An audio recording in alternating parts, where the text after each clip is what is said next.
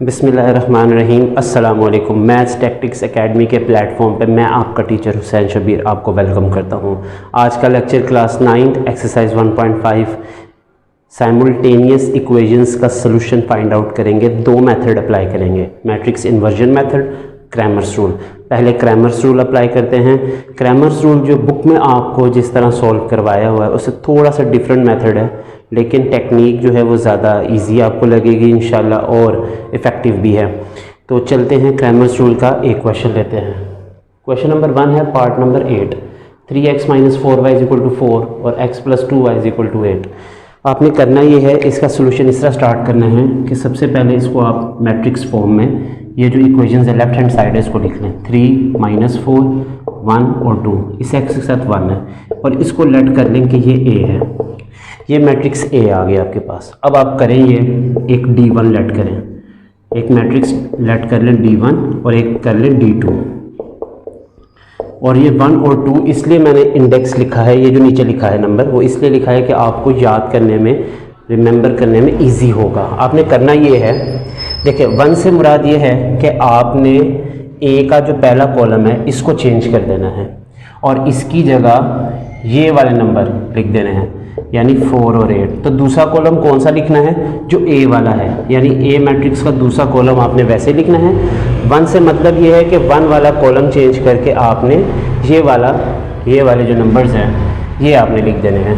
और D2 से मुराद ये है कि आपने ए मैट्रिक्स का दूसरा कॉलम जो है उसको चेंज करके ये नंबर लिख देने हैं यहाँ पे, जो इक्वल की दूसरी साइड पे। तो पहला कॉलम कौन सा लिखना है? वो ए वाला ही लिखना है। तो आपने A, D1 और D2 ये तीन मैट्रिक्स जो हैं वो आपने बना लिए हैं। अब बहुत आसान काम है, आपने ये करना है, तीनों के डिटर्मिनेंट फाइंड करने हैं। डिटर्मिनेंट फाइंड करने के बाद आपने जो काम करना है x और y, आपने असल में x और y की जो है वो वैल्यू फाइंड आउट करनी है। तो सबसे पहले a का डिटर्मिनेंट निकाल लेते हैं। a का डिटर्मिनेंट निकाल लेते हैं। डिटर्मिनेंट ऑफ a निकल आएगा 3 1 -4 2। तो आपने करना ये है, इस नंबर को इससे मल्टीप्लाई करना है। 3 × 2 - 1 × -4, इसका आंसर आ जाता है 6 + 4 = 10। अब आप D1 का भी जो है मैट्रिक्स का डिटर्मिनेंट फाइंड आउट कर लें। D1 आपके पास है 4 8 - 4 2। तो डिटर्मिनेंट कैसे निकालते हैं? इस नंबर को इससे मल्टीप्लाई करते हैं। 4 × 2 सेंटर में माइनस रखना है, 8 × -4, ये आ जाता है 8 + 32 = 40। तो D1 का भी आपने आंसर निकाल लिया है। अब आप D2 मैट्रिक्स का डिटर्मिनेंट ले लें। D2 मैट्रिक्स क्या है? 3 1 4 8। आपने करना क्या है?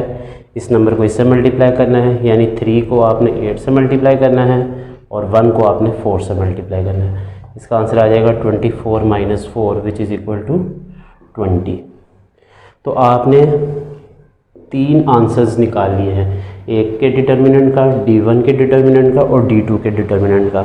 अब आप बहुत करीब है x और y की वैल्यू फाइंड आउट करने के लिए। आपने करना ये है, याद करना है फॉर्मूला। x का फॉर्मूला याद कर लें D1/a और y का फॉर्मूला याद कर लें D2/a। तो D1 का जो डिटर्मिनेंट था उसका आंसर क्या आया था? 40। और a के डिटर्मिनेंट का आंसर क्या आया था? a के डिटर्मिनेंट का आंसर आया था हमारे पास 10। वो यहाँ लिख लें, 10 1 टाइम्स, 10 4 टाइम्स। तो x का आंसर क्या आ गया आपके पास? 4। D2 का आंसर आपके पास क्या आया था? 20 और a का आंसर था 10, तो इसका आंसर आ गया 2। तो हमने x का आंसर निकाल लिया है 4 और y का 2। आप इसको चेक भी कर सकते हैं अगर आप ये देखना चाहते हैं कि जो x और y का आंसर आया क्या ये आपका ठीक है या नहीं है, या आपने कहीं मिस्टेक की है। उसका तरीक़ाकार जो है वो भी मैं आपको समझा देता हूँ। अगर आप चेक करना चाहते हैं, पेपर में नहीं करना आपने, लेकिन अगर आपने चेक करना है, अपने आप को देखना है कि मैंने ये सवाल ठीक किया है, तो आप कोई सी एक इक्वेशन ले लें। सवाल की जो है वो कोई सी एक इक्वेशन ले लें। मैं इक्वेशन नंबर 2 को लिख लेता हूँ और यहाँ पे जो मेरे आंसर्स आए हैं वो वेरिएबल की जगह पुट कर देता हूँ और चेक करता हूँ कि क्या दोनों साइड्स पे आंसर सेम आता है कि नहीं। 4 प्लस 2 टाइम्स 4, तो ये आ जाता है 8 इज़ इक्वल टू 8। तो ये दुरुस्त आ गया है, ट्रू है हमारी जो चेकिंग है। तो इसका मतलब जो आंसर्स हमने निकाले हैं एक्स और वाई के वो बिल्कुल ठीक निकाले हैं। क्रैमर्स रूल का एक और पार्ट मैं आपको करवाता हूँ। क्रैमर्स रूल का एक और सवाल, इसको सॉल्व करते हैं। पार्ट नंबर 4 मैंने लिया है। 3x - 2 is equal to -6, 5x - 2 is equal to -10। पहला स्टेप आपने क्या करना है, मैट्रिक्स ए लिखना है। ए मैट्रिक्स कैसे लिखते हैं, लेफ्ट हैंड साइड में जो इक्वेशन है इनके कोफिशिएंट्स लिख दें। ये ए मैट्रिक्स आ गया। अब आपने क्या करना है, D1 निकालना है और D2, ये दो भी आपने मैट्रिक्स बनाने हैं, ये भी लेट करने हैं। कैसे करने देखें। D1 से मैंने आपको बताया था कि आपने ए का जो पहला कॉलम है इसको चेंज कर देना है और इसकी जगह कौन से नंबर रखने हैं, ये वाले जो इक्वल की दूसरी तरफ है, -6 -10। तो दूसरा कॉलम वही लिखना है जो ए का ओरिजिनली है। D2 से मुराद है कि आपने ए का दूसरा कॉलम चेंज कर देना है और उसकी जगह वो नंबर लिखने हैं जो राइट हैंड साइड पे दिए हुए हैं इक्वेशंस के। तो पहला कॉलम कौन सा लिखना है, वो वही लिखना है जो मैट्रिक्स ए का है। ए, D1 और D2 तीन मैट्रिक्स आपने लिख दिए हैं। अब आपका काम है इनका डिटर्मिनेंट निकालना। सबसे पहले ए का डिटर्मिनेंट निकालें। डिटर्मिनेंट ऑफ ए 3, 5 -2 -2 कैसे निकालते हैं, इस नंबर को इससे मल्टीप्लाई करें। 3 × -2, सेंटर में -5 × -2, आपने इस नंबर को इससे मल्टीप्लाई करना है और इस नंबर को इससे, सेंटर में माइनस रखना है। यह आ जाता है -6 + 10 विच इज़ इक्वल टू 4। आपने ए के डिटर्मिनेंट का आंसर निकाल लिया। अब आप D1 का आंसर निकालें। D1 का आंसर आप कैसे निकालेंगे, पहले मैट्रिक्स लिख लें D1 का और अब इसका डिटर्मिनेंट। इस नंबर को आपने इससे मल्टीप्लाई करना है, -6 को -2 से, सेंटर में माइनस रखना है और इस नंबर को आपने इससे मल्टीप्लाई करना है। 12 - 20 विच इज़ इक्वल टू -8। अब आपने D2 निकालना है। D2 कैसे निकालेंगे, D2 का मैट्रिक्स लिख लें पहले, 3, 5 -6 -10। अब आपने करना यह है, इस नंबर को इससे मल्टीप्लाई करना है, 3 × -10, सेंटर में माइनस रखना है और 5 को -6 से मल्टीप्लाई करना है। इसका आंसर आ जाएगा -30 + 30 विच इज़ इक्वल टू 0। तो इसका आंसर 0 आ गया। आपने तीनों आंसर्स निकालिए हैं डिटर्मिनेंट के। अब आप x और y की वैल्यू फाइंड आउट करने के बहुत करीब है। फॉर्मूला याद आपने कर लेना है। x का फॉर्मूला है D1 का डिटर्मिनेंट डिवाइडेड बाय a का डिटर्मिनेंट और y का फॉर्मूला है D2 का डिटर्मिनेंट डिवाइडेड बाय a का डिटर्मिनेंट। तो अब आपने D1 का जो आंसर है वो ऊपर लिखना है, A का आंसर नीचे, 4 वो लिख दिया। 4 1 टाइम्स, 4 2 टाइम्स, आंसर आ गया -2। D2 का answer 0 / A 4 which is equal to 0। So x is equal to -2 and y is equal to 0। आपने सॉल्व कर लिया है इसको। अगर आपको ये शक है कि जो आंसर आपने निकाला है वो ठीक नहीं है तो आप इसको चेक भी कर सकते हैं। इसको चेक करने का तरीकाकार बहुत आसान है। सवाल में दी गई इक्वेशंस में से कोई सी एक इक्वेशन आप ले लें और इसको चेक कर सकते हैं। आप पहली इक्वेशन ले लें, suppose 3x - 2 is equal to -6। अब जहाँ x है वहाँ पे आपने x का आंसर और जहाँ पे y है इस सवाल में वहाँ पे y की वैल्यू पुट कर देनी है। 3 × -2 -2 × y इज इक्वल टू -6। तो ये आ जाता है -6 - 0 is equal to -6, -6 is equal to -6। तो आंसर आप देख लें बराबर आ गए दोनों साइड पे। इसका मतलब जो आपने आंसर निकाला है वो बिल्कुल दुरुस्त निकाला है। तो क्रैमर्स रूल जो है वो यहीं पे सॉल्व होता है। मैट्रिक्स इन्वर्जन मेथड जो है साइमल्टेनियस इक्वेशंस को सॉल्व करने का दूसरा मेथड है। इसके एक क्वेश्चन की तरफ चलते हैं। इसका पार्ट नंबर 3 है। क्वेश्चन नंबर 1 का 4x + 2y is equal to 8। दूसरी इक्वेशन दी है 3x - y is equal to -1। इसका मेथड क्रैमर रूल से ये बिल्कुल डिफरेंट है। तो इसको सॉल्व करते हैं। सबसे पहला स्टेप आपने करना ये है कि मैट्रिक्स फॉर्म में इन इक्वेशंस को लिखना है। कैसे लिखेंगे, ये सारे नंबर्स जो हैं, कोफिशिएंट्स जो हैं वेरिएबल के साथ, वो आपने पहले मैट्रिक्स में लिख देने हैं। ये y के साथ 1 है, -1 वो आपने लिख दिया। यहाँ पे आप लिखोगे जो वेरिएबल आपने फाइंड आउट करना है, यानी जो वेरिएबल इक्वेशंस में यूज़ किए गए हैं, और इक्वल की दूसरी तरफ ये जो नंबर्स हैं इनको आप लिखेंगे। अब आपने करना ये है कि इसको लेट करना है। लेट करने के इस मैट्रिक्स को A, इसको कैपिटल X और इसको B। आपने x और y की वैल्यू फाइंड आउट करनी है। और इस मैट्रिक्स को आपने नाम दे दिया है x का। इस a को आपने शिफ्ट करना है दूसरी तरफ, तो a यहाँ से जब उधर जाएगा तो ये इन्वर्स बन जाएगा। इसको कहिए इक्वेशन नंबर 1। एक बात याद रखें, अगर कभी नंबर मल्टीप्लाई हो रहा हो तो जब वो दूसरी तरफ जाता है तो वो डिवाइड होता है, लेकिन मैट्रिक्स में जब कोई भी चीज़ आपस में मल्टीप्लाई हो रही हो तो जब वो दूसरी तरफ जाती है तो वो इन्वर्स बन जाती है। दूसरी चीज़ आपने ध्यान रखना है कि ए जो है वो यहाँ पे x के पीछे है, तो जब दूसरी तरफ जाएगा इन्वर्स बनेगा तो आपने b के पीछे लिखना है, आगे नहीं लिखना। अगर आप आगे लिखेंगे तो आंसर आपका गलत हो जाएगा। आपने ये इक्वेशन नंबर 1 लिख लिया। अब यहाँ पे आप देखें इस इक्वेशन को, आपने असल में x सेट की वैल्यू निकालनी है, मैट्रिक्स की वैल्यू निकालनी है, जो कि असल में बराबर है xy के। यहाँ पे आप देखें राइट हैंड साइड में a इन्वर्स b का प्रोडक्ट है। b जो मैट्रिक्स है वो आपको गिवन है, लेकिन a इन्वर्स नहीं गिवन, आपको सिर्फ a मैट्रिक्स गिवन है। आप a इन्वर्स फाइंड आउट करें। a इन्वर्स कैसे फाइंड आउट करते हैं, उसका फॉर्मूला है adjoint of a divided by determinant of a। इसके लिए मुझे दो चीज़ें निकालनी होंगी, एडजॉइंट और डिटर्मिनेंट। तो पहले इसका एडजॉइंट निकाल लें। एडजॉइंट ऑफ a कैसे निकालते हैं, a मैट्रिक्स का आपने a मैट्रिक्स जो है 4 2 3 -1 इन दोनों की जगह चेंज करनी है और इन दोनों के साइन चेंज करने हैं, तो ये एडजॉइंट आ गया। और डिटर्मिनेंट भी निकाल लेते हैं ए का, ए मैट्रिक्स का, मैट्रिक्स ए का डिटर्मिनेंट निकाल लेते हैं, वो है 4 3 2 -1।